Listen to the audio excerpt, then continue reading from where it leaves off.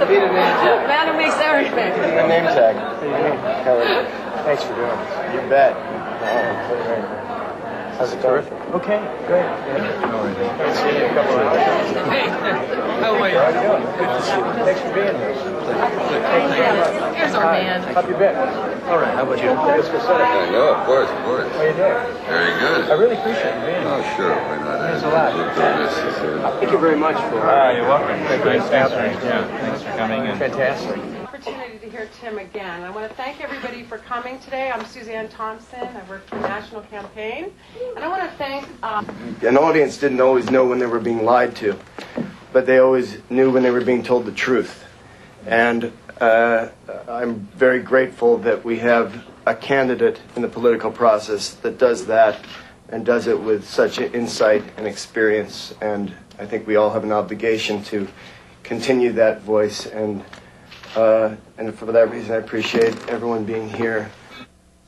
See, I happen to believe that the way you beat George Bush is to be in a singular position to challenge him for the whole web of deceit which resulted in our presence in Iraq. And I happen to be in a singular position on this, not only because of my work in the Congress, but also throughout this campaign. I've challenged him. And I happen to believe that both John Kerry and John Edwards may be at a disadvantage on the one issue that could cause the Democrats to just sweep the nation. Because let's think about why. 550 deaths of our men and women, $200 billion for the cost of the war. That money comes from veterans, benefits, health, education, housing, and job creation. This candidacy resonates with the deeper truths about what this country should stand for. It resonates with the highest aspirations of the American people. And it resonates where people want to see their country tomorrow. I mean, the poet Tennyson, not an American, but a good poet, once wrote, "Come, my friends, 'tis not too late to seek a newer world. Come, my friends, 'tis not too late to seek a newer world." Thank you. Yes.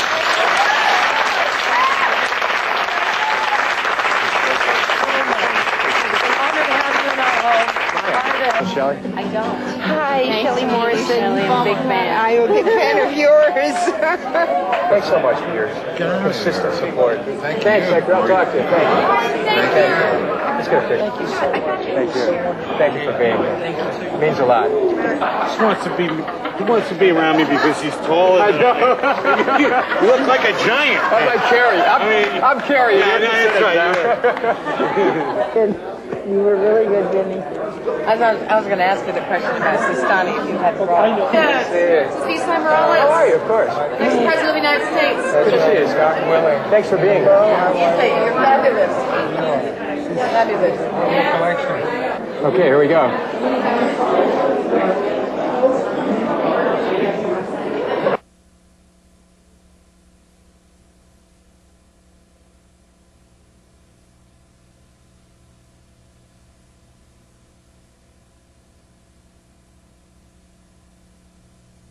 And now I'd like to introduce a Democratic presidential candidate, Dennis Kucinich.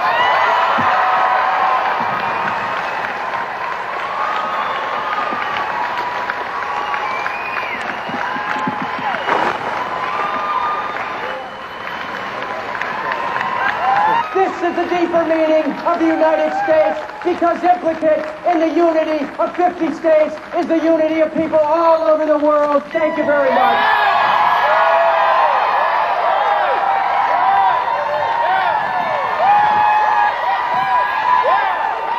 I'm going to lift you up and I want you to hold that flag.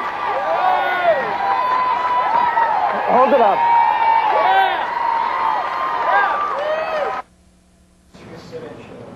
What are your thoughts about the recent time?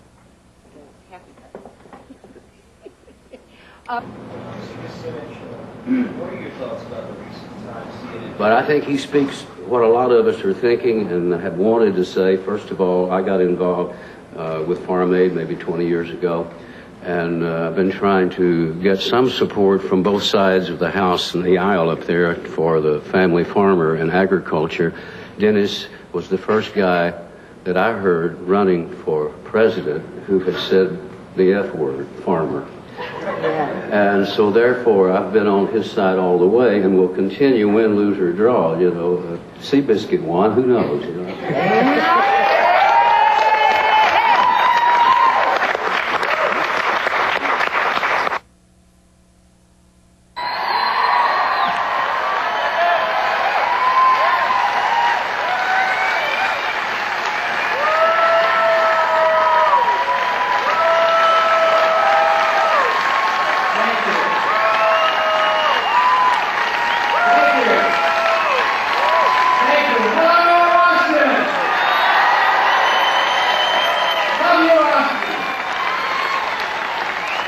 Dennis Kucinich, ladies and gentlemen.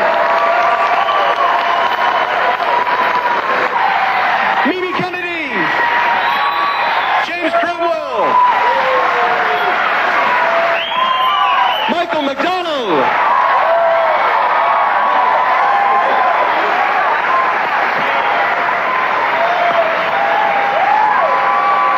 Thank y'all. We'll get started here. Y'all ready?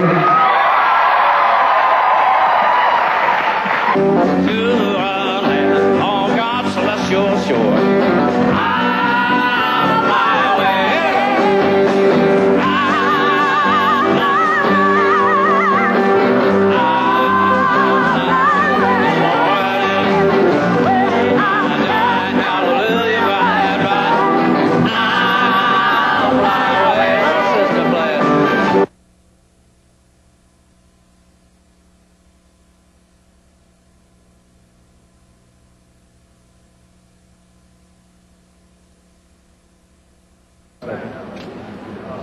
Good work, Dennis. Good work. How you doing? Good to see you. Good to Hi. see you. Okay. Hi, everyone.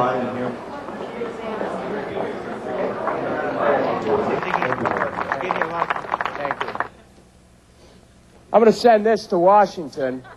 It's a can of whitewash because that's what their investigation is all about. Does anyone seriously think that the administration is going to admit to lying? Does anyone here think that? No. Now, what do you think the war was about? Oil. Can't hear you. Oil. One more time. Oil. Shocking. 1441. You know, I could have helped the president find weapons of mass destruction because poverty is a weapon of mass destruction. Homelessness is a weapon of mass destruction. Lack of access to education is a weapon of mass destruction. Lack of a health care plan in this country is a weapon of mass destruction. I know where the weapons of mass destruction are. They're back here in the United States, and we ought to be checking them out. We ought to be doing something about them. Here are the results, a can of whitewash. That's what the American people can expect. I mean, who do they think they're fooling? Telling the people of this country that they're going to get the facts. After we have 130,000 troops in Iraq, now they're going to ask for the facts. Look, we already know the facts. Facts, Iraq had no weapons of mass destruction. Iraq had nothing to do with 9/11. And this administration conducted an illegal invasion of a country that did not attack us. And they have put the lives of innocent people at risk and have put and have sacrificed the lives of over 520 American men and women. Those are facts. We already know the facts. We don't need a whitewash. That's a good question, and it's the basis for my whole plan. Let's admit right now that the United Nations has no interest in going into Iraq. Why?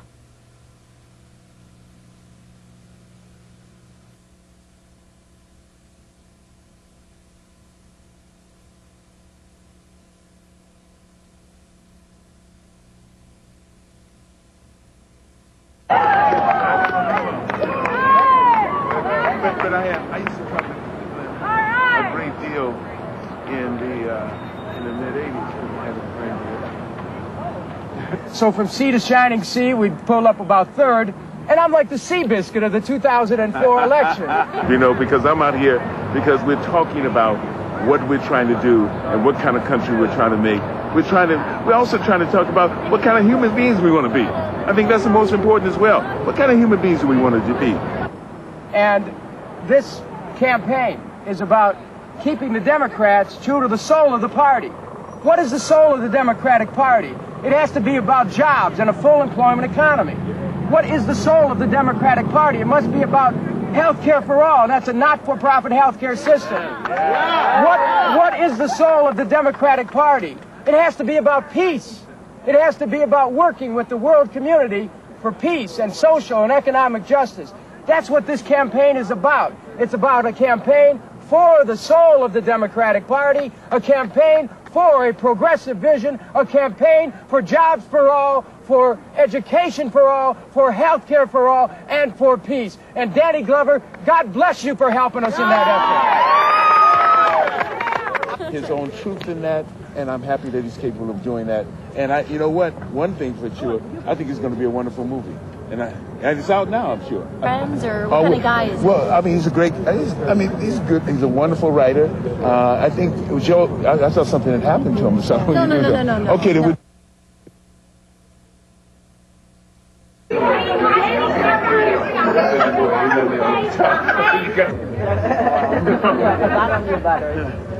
Are we they're gonna call now? Are we making a call now? The first thing Well, there's a lot of people against the ropes. No jobs, you're against the ropes. No health care, you're against the ropes. No education, you're against the ropes. War, against the ropes.